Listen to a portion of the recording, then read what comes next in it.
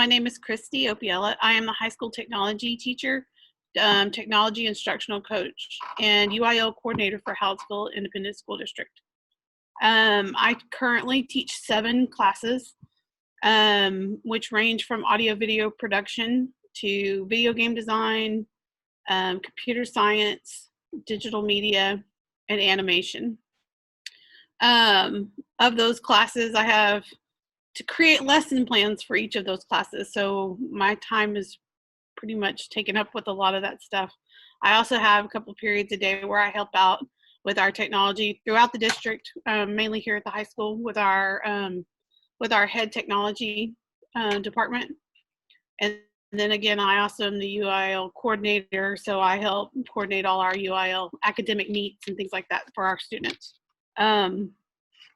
One of the reasons I got into teaching is because I love technology, I love kids, and it is the future of where our education system is going. Unfortunately, we found that out recently with COVID, that our our teaching more than ever right now is technology related. And so I picked a good profession. One of the things that brought me to teaching was, like I said, my love of kids and my love of education in general. I've been dealing with kids in some way, shape, or other since I was 15, working at daycares and things like that. I actually went to school to obtain a bachelor's degree in criminal justice and forensic science, and I did. After that, I myself as a parent decided I did not want to move to the bigger cities to do forensics with one of the labs. So I decided to retain an alternative certification. And technology has always been a love of mine. I love it. I think it's cool. And so I went through the alternative certification program and obtained my certificate through that. So being a teacher, you need to have a bachelor's degree, and it could be in anything. It doesn't have to be in education. And you can go like I did and obtain an alternative certification, or you can get a degree in education and receive your certification that way. You do have to take 2 tests to become a teacher. One is your certification specialty area. Mine is technology applications pre-K through 12th grade, meaning I can teach any student from 4-year-old to 18. Once you have your specialization, your certification area, then you have to take what's called a PPR test, which is our professional responsibilities test. And basically it's our ethics. And once you have both of those passed, then you can obtain a job as a teacher. Most of the things, I did do substitute teaching for various school districts as my children were growing up. And then I also did paraprofessional work where I first started teaching is in Cuero. And I started as a para. And then, like I said, while I was going through my alternative certification. And once I received that, I became a teacher. Starting pay is not the greatest in the world. But if you talk to most teachers, we don't do it for the pay. We do it for the love of the job and their kids.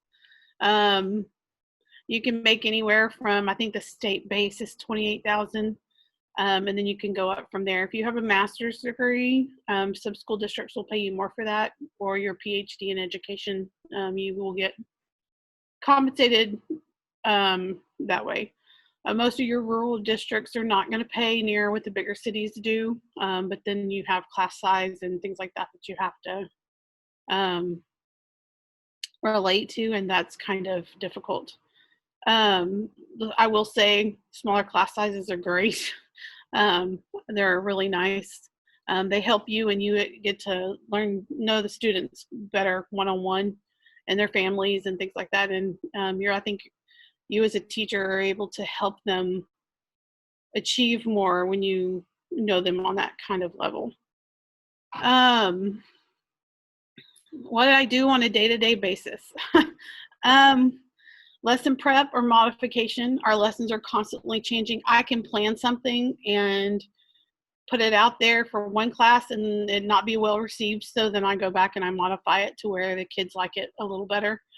That's a daily thing. We're constantly having to be flexible and adjust stuff. Discipline, of course, counseling and caretaking. We're in a school setting when we notice kids are not themselves or we've got an acting out issue or things like that. We kind of have to handle that first before we pass it on. And so we wear many hats. Like I said, notes home, emails. I teach high school, but I still am on the phone or emailing parents, especially when I know work's not being turned in or I notice a change in attitude or behavior, just to keep that line of communication open with home. That's very important.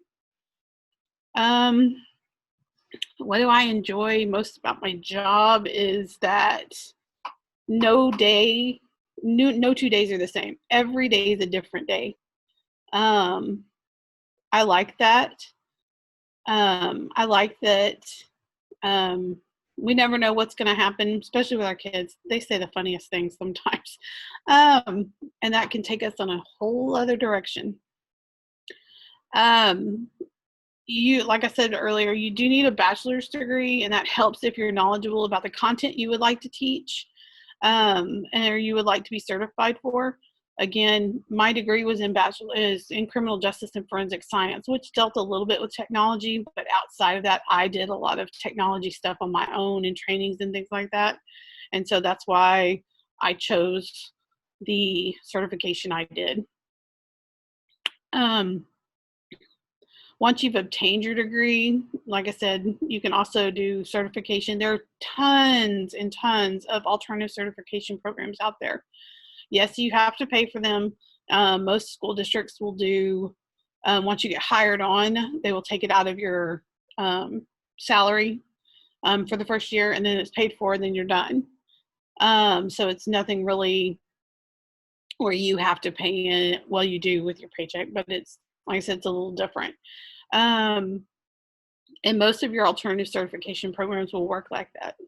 You do have to pay for your fingerprinting, your licensing, and all that stuff. And like me, and it's every 5 years. And this year I have to renew my license. So I'll have to pay into the state again and to renew my license, because if you let it lapse, you have to take that lovely test again. And most of us don't ever want to take that test again, because it's pretty difficult. I've never studied for anything as hard as I did study for that. That was a hard test. And I did my master's and my GRE, and that was nothing compared to this test. This test is most of the certification tests are pretty challenging. Like I said, I do have something I was going to show you. I did something that helps to get hired and things like that. I did a portfolio, and it's just a plain black binder. But in that professional portfolio, I did, and I'll try to do it where you can see it. I did tabs and binders, and I had, of course, my resume. If you're familiar with your resume or a resume, always keep that up to date. Always keep that on your thing. And then I did just a little bit of all the times my classes or my school or me have been in the newspaper, different projects we've done. I just added clippings to that. Most of them were just different technology projects we did in different districts and summer camps I hosted. And then I did put some of my past evaluations in there from another school district, which my current employer thought was very helpful. They loved that. And then, like I said, I put several of them in there.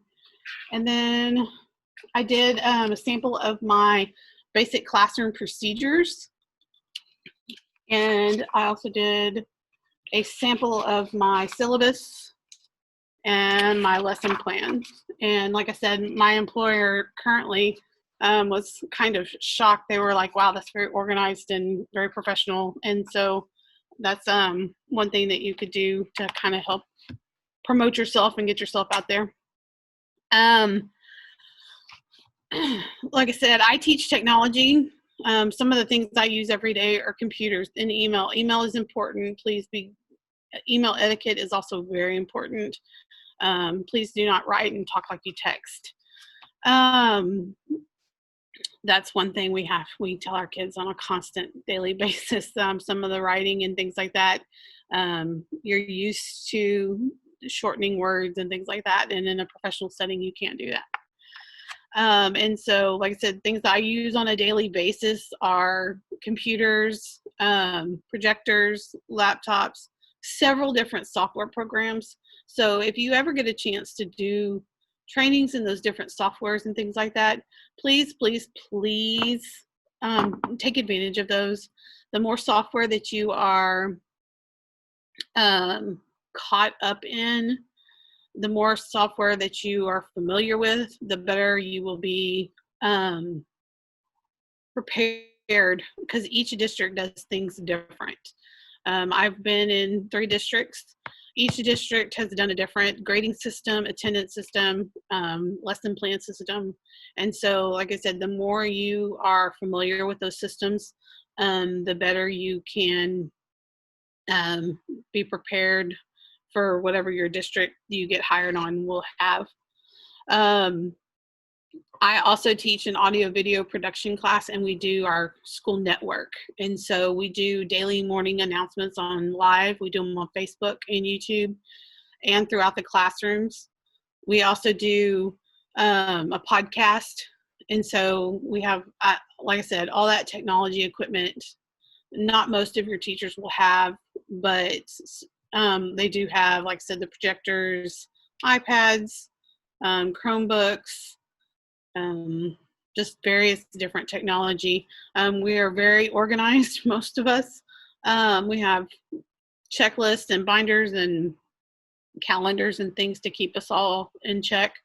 Most of us have filing cabinets. I show you, I have filing cabinets and stuff galore for assignments and things like that.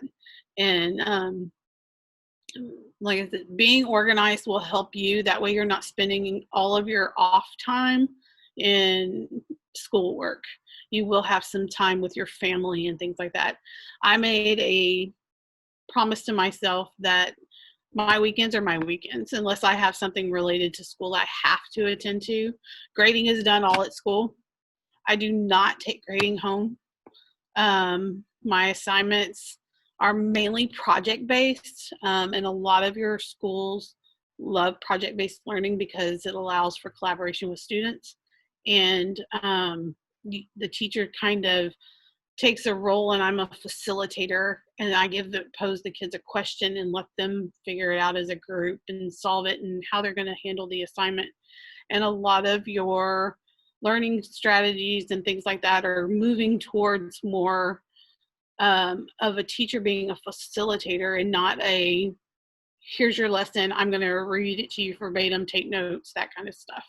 And I know if you're a kid or if you're a student, especially in high school and college, you don't like those type of lessons. You want to be involved, you want to be hands-on, and that's what I try to do with my students. Most of our lessons, like I said, are hands-on, engaging. They're up, they're out of their seats, they're not pen to paper. And so, like I said, a lot of times that kind of stuff is, you really need to be organized and have your stuff together. Otherwise that lesson may fall apart, or it may not go as you planned because you forgot something or you don't have a supply that you thought you had, or that's why organization is really important for that. Some of the changes that COVID has caused the teaching profession is it's made it a lot harder. We as a teacher rely on that daily contact with our students to see that they're doing okay. And when that's been taken away from us, we don't know how they're doing. We have some students that are in not really good situations family-wise, be it abuse or neglect or not having constant or not having food sources. And, you know, as a district, we're providing food the best we can, but we don't get to see those kids on a daily basis to check in with them, make sure they're okay, that kind of stuff. And that's hard as a teacher, because on spring break was our last Friday. We didn't know we weren't coming back.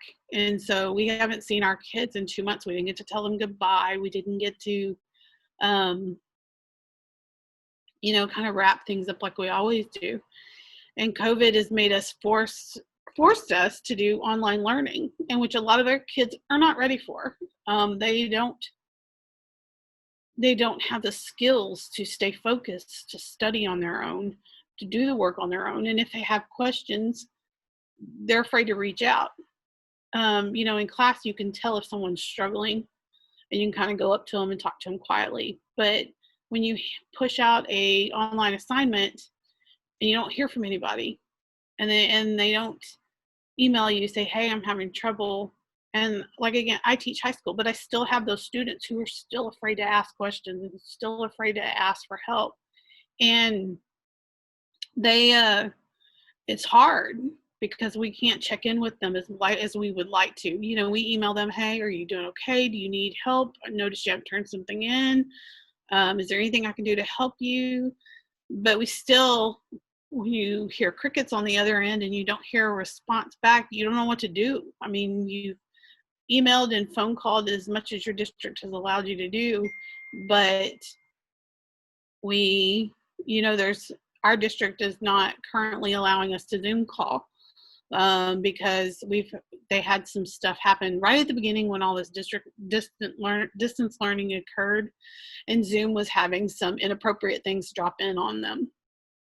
And so our district said, we're just going to back off Zoom. You may email, you may phone call, but that's it. And so I have not physically seen some of my students in 2.5 months. And there are some of them that I worry about. I'm getting work sporadically here and there, but not enough to reassure me that they're okay. And that was the hardest thing for COVID, was that we didn't get, with COVID, is that we did not get, and we don't get to physically see that our kids are okay. And they're lacking in the learning and the grasping of the concepts. We can't tell if they're getting it or not. We don't know if mom's doing their homework. We don't know if they're actually doing the work, if they're getting it. So like I said, this has been a challenging time for everyone. And unfortunately, some school districts, according to TEA, are talking about doing more distance learning next year. And that scares me as an educator, because we need that physical contact with our students, like laying on of eyes and checking on our kiddos to make sure they're okay. And if teaching is a profession that you go into, you will learn that is a connection that you can't force, you can't pretend you have, and you'll know right off the bat if this education thing is for you or if it's not. You go into student teaching and you do that, you'll know right away, hey, this is what I want to do, this is not what I want to do. I actually had a friend of mine who was a teacher who, after her first year, was like, I can't do this, I'm done. This is not what I thought it was going to be, because it's not, everyone thinks, oh, you're a teacher, you get 3 months off, it's so easy. It's not. Almost my entire summer, I have a few weeks off here and there, but I do professional development.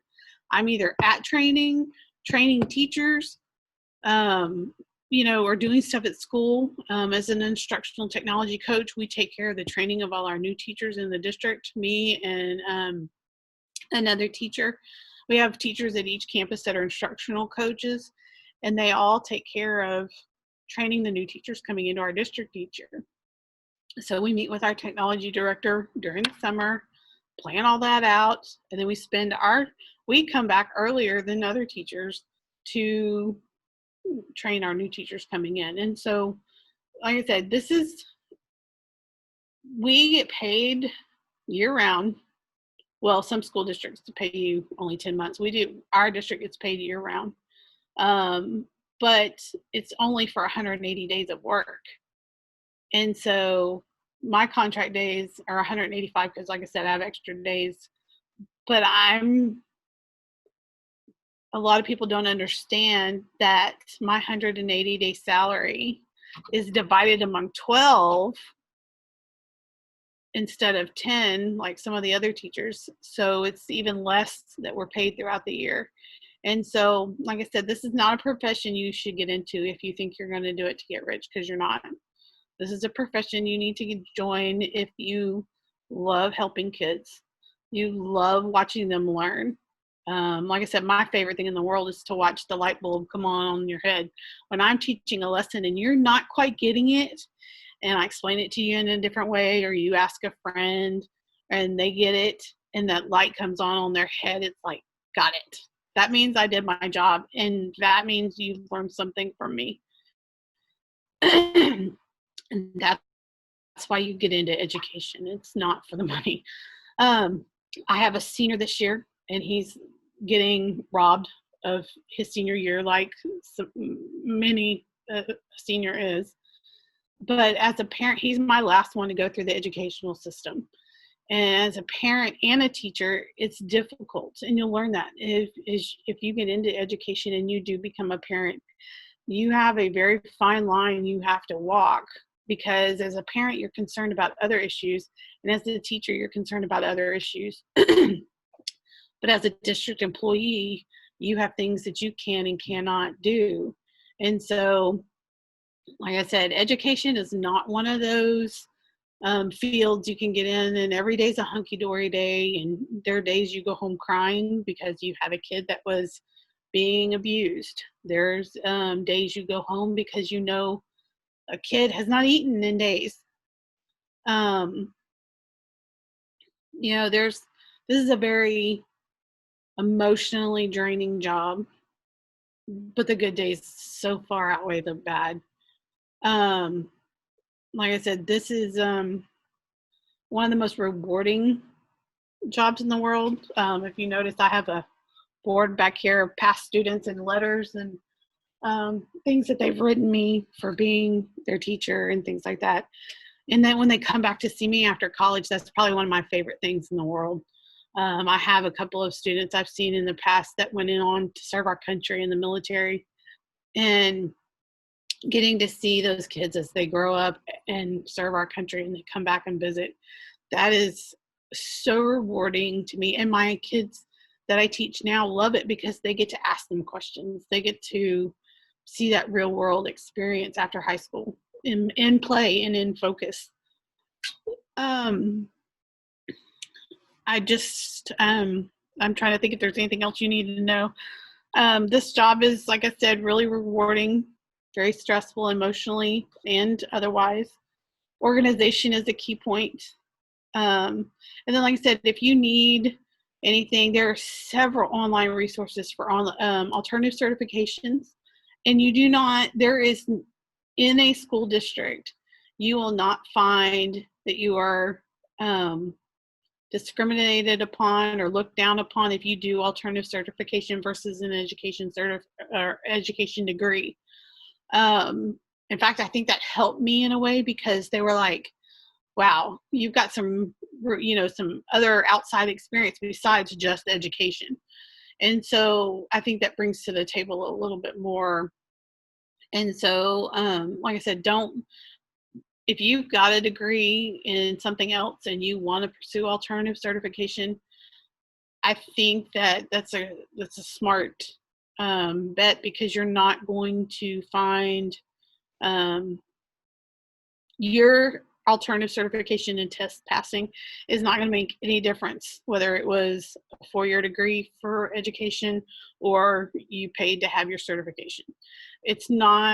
There's no difference in an ISD's mind about that. I'm trying to think. I have a question here that says, how long did it take you to study before you took the test? Months. It was when I found out, once you finish the alternative certification course and the online classes that they offer, you are then approved to take the test. And once you're approved to take the test, you're given different resources. You, of course, sign up for the test you want to take, and then you're given different resources to help you study.